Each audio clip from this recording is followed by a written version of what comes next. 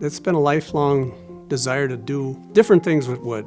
And I, as a young boy, would spend time walking through the woods and looking at the trees and trying to imagine what they were like in size and which ones I would cut up and use for lumber later. I didn't realize at the time how important that was to me.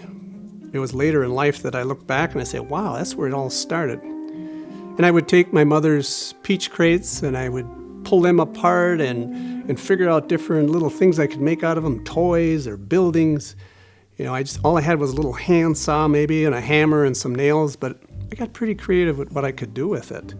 There was always that desire to do something with wood. In high school, I took a wood class and I was just fascinated by what I could do making a simple breadboard. Just fascinated the heck out of me. Later in life, I took a class on whittling. And this was when after I had gotten married and I was teaching in a high school. And it was an evening class. And all we had to do was cut little notches on a piece of wood the first night. And I remember coming home and sitting there at the table, cutting these notches on the wood, just trying to get them all even and getting used to using a knife and a piece of wood. And I was so excited. It was like my spirit was just jumping inside with, you found it. You finally found it. This is what you want. This is what you are to do.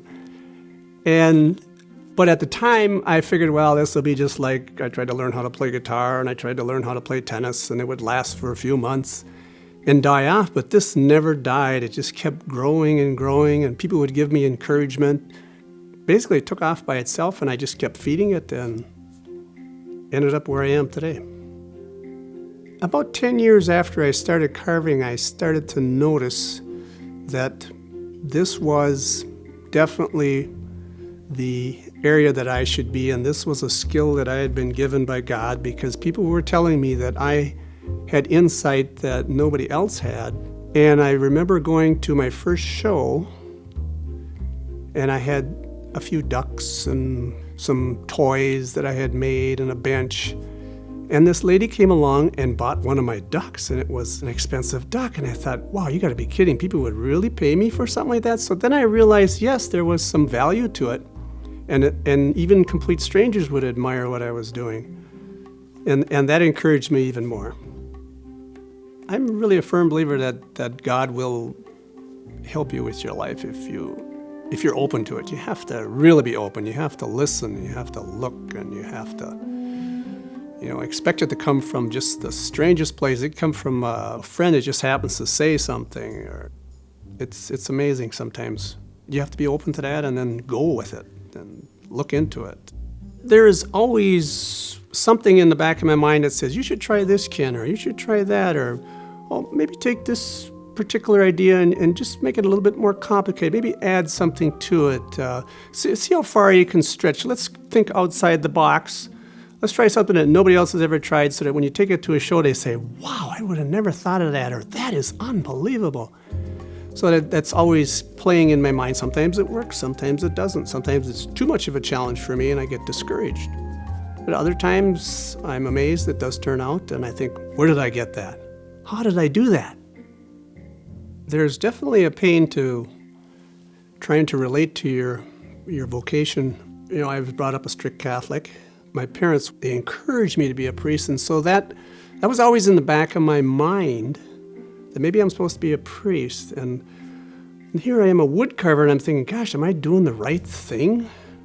But the more I thought about it, I realized, this is where my talents are. I've been given something special, and I should be working with that.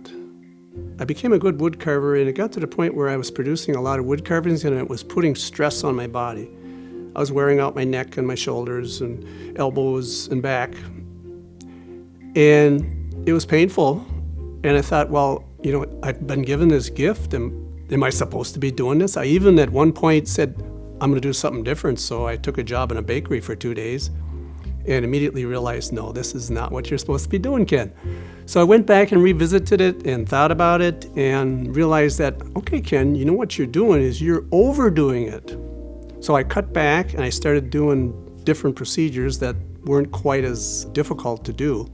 And I realized, I got to take care of my body too. It's not only my job. I have to take care of this body that I've been given. So, about 10 years ago, I read something about accept everybody for what they are and learn from everybody.